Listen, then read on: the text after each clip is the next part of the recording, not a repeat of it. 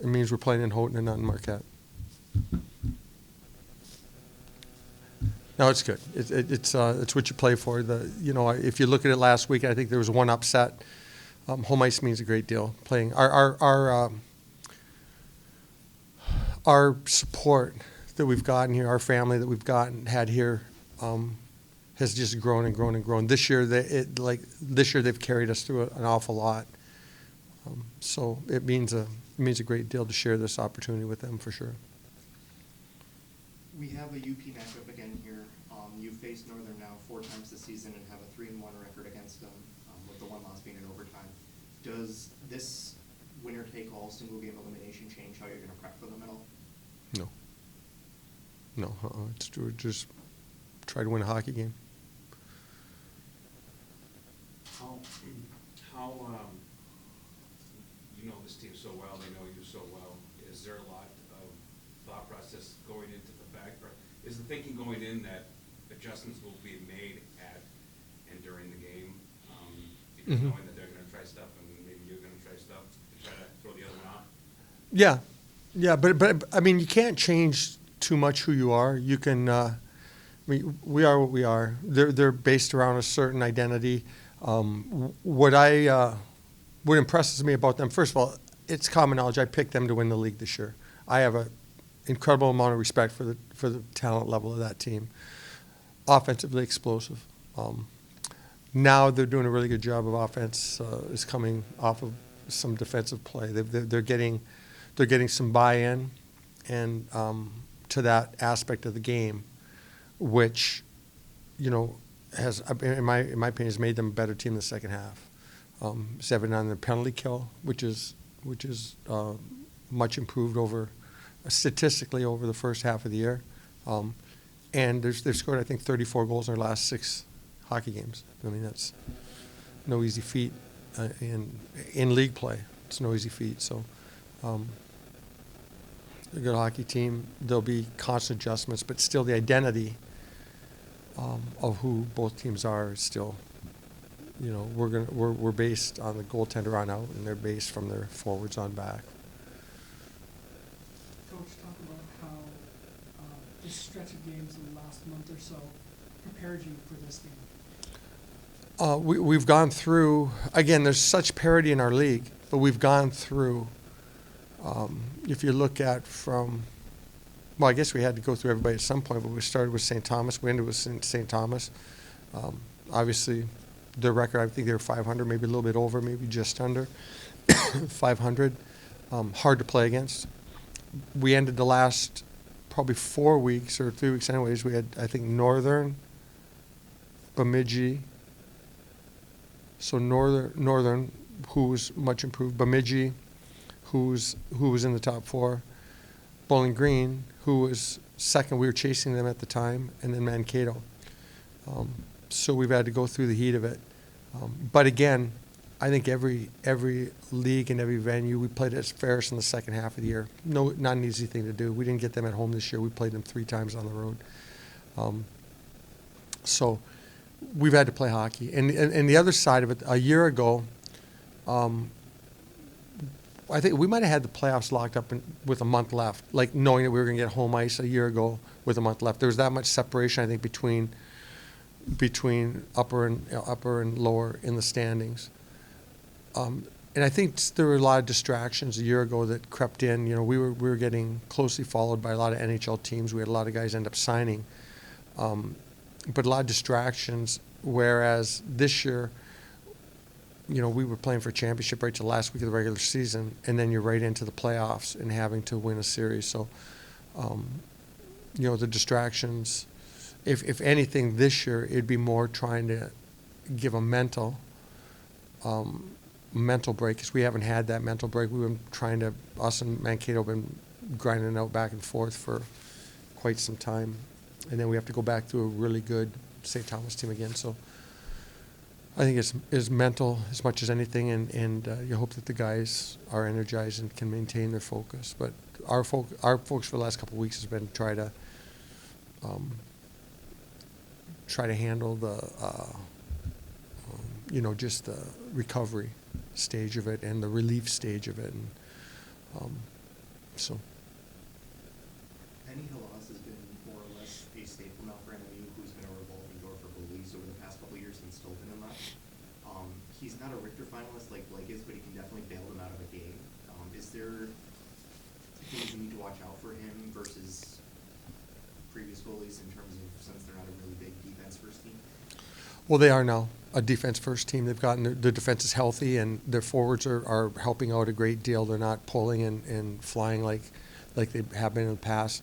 Everything is a little bit more controlled, and they have the play. They have the ability to make plays on the rush and things like that out of that, and it's actually helped their offense. He's a good goaltender. He's a good goaltender. He's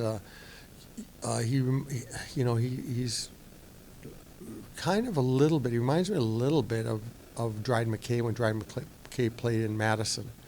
I see similarities. I mean, he's kind of boxy and takes away the top of the net well. He tracks the puck very well. His movement's minimal. Like he's got compactness to him, so he's a good goaltender.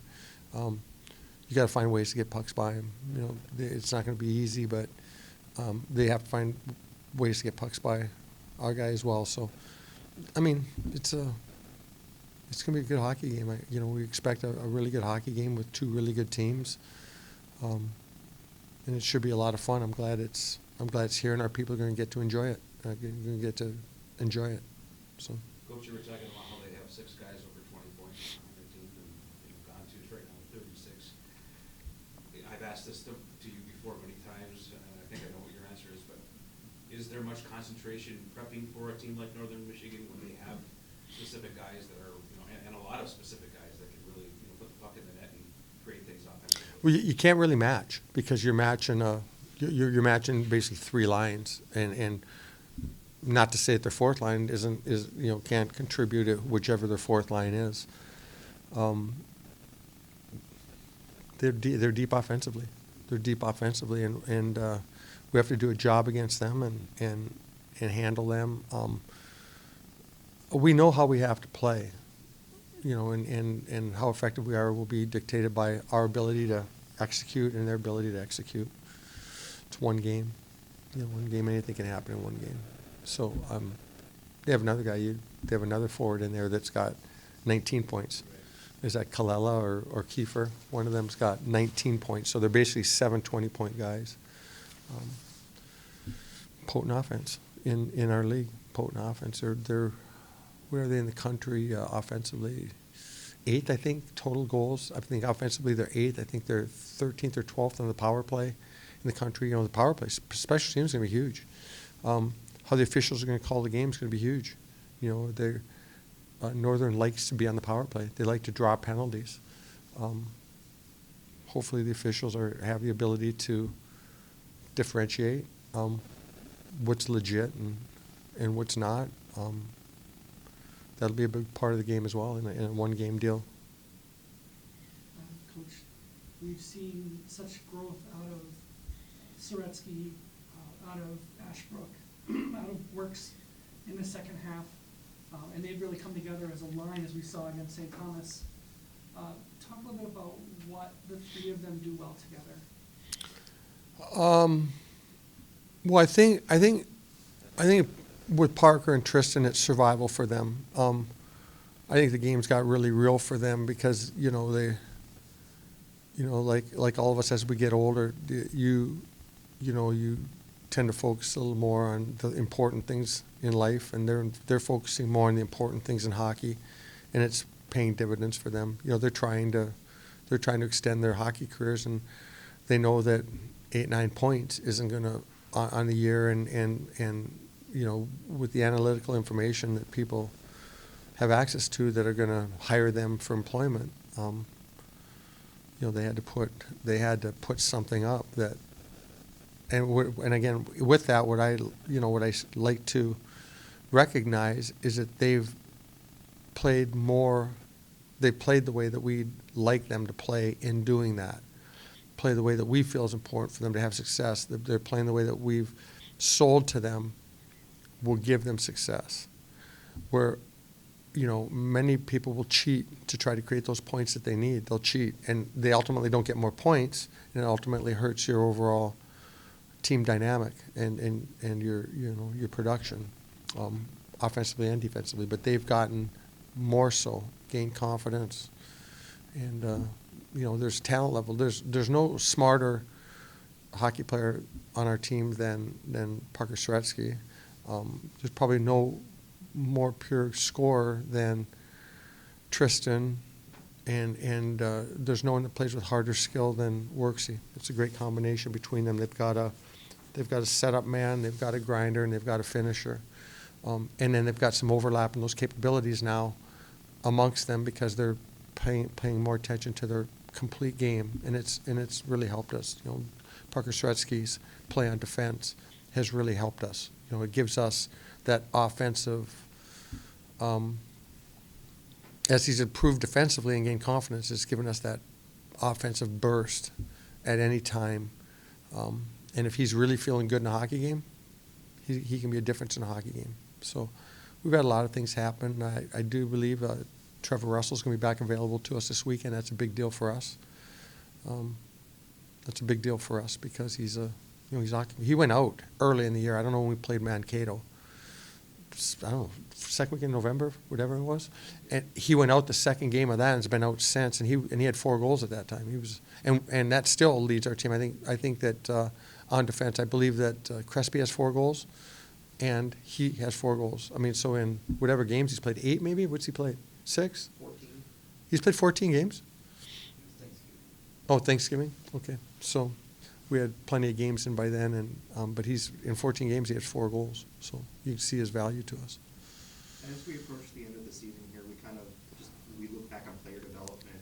How has your development as a coach been from the beginning of the season? Do you feel like you've changed a lot, or like this team has opened your eyes to different types of coaching methods? Well, I look older, I've certainly changed. I've had to change. More tolerant and things like that. I don't know, better, worse, I don't know.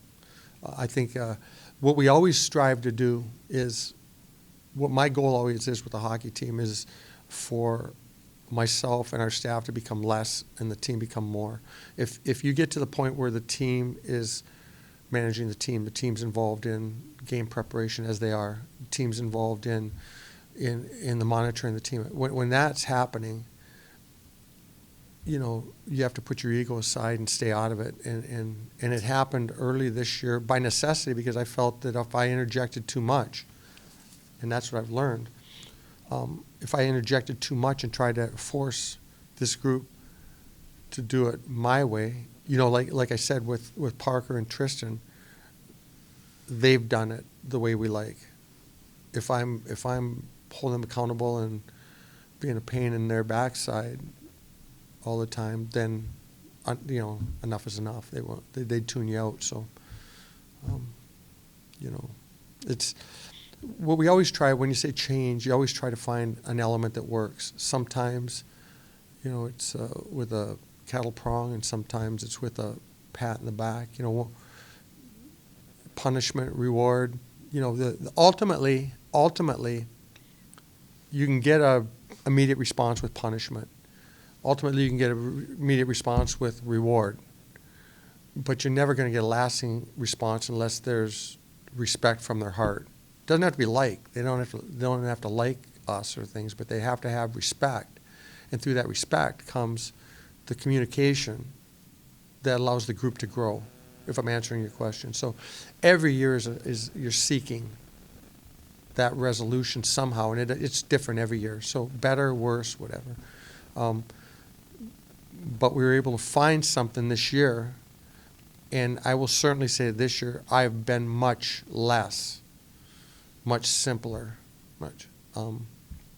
and they forced that. They forced that dynamic, and it's worked. And this year more than any, the credit for the success in our team, first of all, is an incredible goaltender. I mean, that's not a national secret. I didn't give away our codes to the nuclear arsenal. But with that, he keeps us within a tight margin, and our guys, our group has found a way to win in those hockey games. And we're not creating magic in those hockey games. We're pulling. I mean, the guys are doing it. The guys are doing it. So I give the credit to them, and we've just stayed out of it and tried to keep a positive environment, firm, positive environment, but a positive environment. Coach, you've had, with your defensive core, you've had OC missed games, you've had Horn missed games, Light missed games, Russell's missed a whole batch. You're playing Jed and Crespi on the both natural forwards. Why does it work? They play. You know, I mean, they're playing. They're you know, we had our struggles for sure. We got pounded by Bowling Green, a game at Bowling Green. And the more each time they got, the better they got. You know, the portion of the year, if you remember, and my mindset was, we're playing guys. If someone's not grabbing it, we're going to play them all. Everybody's going to get an opportunity here. We're not locking a lineup down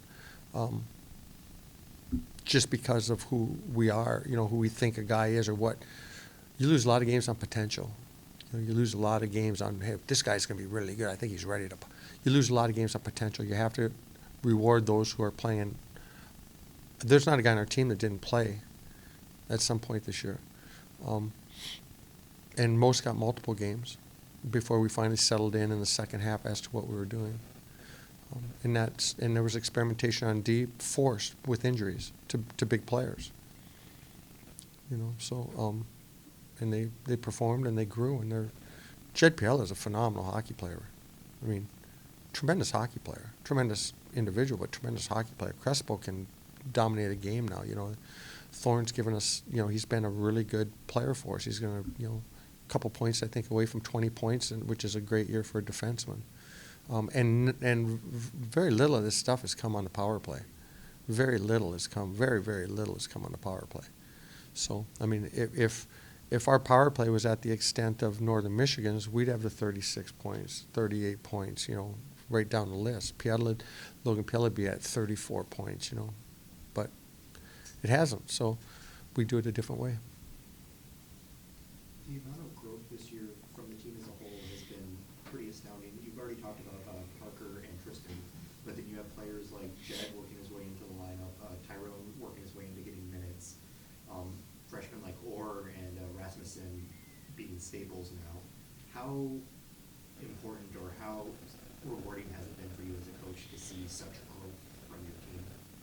You're always proud of your kids when they achieve something. They were given opportunities and made gains. You know what I mean? They made gains, but again, that's within the kids. You know, that's within the kids, and our job was not to demoralize to the point to be firm enough to hold accountability within. I mean, we're still a long ways away. A lot, you know, we still watch video, like watching video from last weekend series, and it's like, you know, but they find a way, you know, and you try to be consistent in the teaching component on the review of it, that, you know, for you as an individual's growth, when you're not here anymore, when you're out of the nest, when you're out on your own, you're going to be held accountable to this. You're going to be held accountable to this. You're getting away with it. We're getting away with it. But at some point, you know, we're all held accountable, whether it be with a paycheck or whatever it is. And my goal for them, first of all, there's two things I want to do. I never want to be a player's last coach. You never want to be a player's last coach, unless it's their choice that they're fulfilled. They're fulfilled. You don't want to be a player's last choice. And you don't want to do things that harm their growth, just like your own kids. You know, you don't want to, you know, they have to go through, we all have to go through troubles. We all learn from adversity. So you have to welcome the adversity. The kids can't shy away from it. We can't shy away from it. If I'm wrong, I try to admit it and take accountability for it. They have no problem telling me when I'm wrong. I have no problem telling them when they're wrong. So as long as we have a mutual understanding and it's positive for growth. But guys have taken advantage of their opportunity and done a good job. Do you see Saturday's game kind kind of mimicking what we saw on Saturday and last week in terms of either team's could be their last game of the season, and we don't know what's going to happen? You talk about the Mankato? No, I'm talking about the St. Thomas game, how it was very different than game 1, game 2 was. Oh, game 2 is different than game 1 again. So you're talking about the series against St. Thomas? Yeah, which game would you expect to be, or which game on Saturday would you expect to be more like game 1 or game 2 of last weekend? Oh, which one of our games? Yes. I hope like neither, except for the outcome. You know what I mean? I hope not like either. I think we took a lot of punches to the mouth, and at some point those punches in the mouth are going to knock you out, or knock your teeth out, or do something harmful. So hopefully we grew from that playoff experience. We grew from the championship at the Desert Classic. We grew from going and playing a real tough series in Mankato. Hopefully there's growth from that, and that we're a better team, and that two teams play a really good hockey game.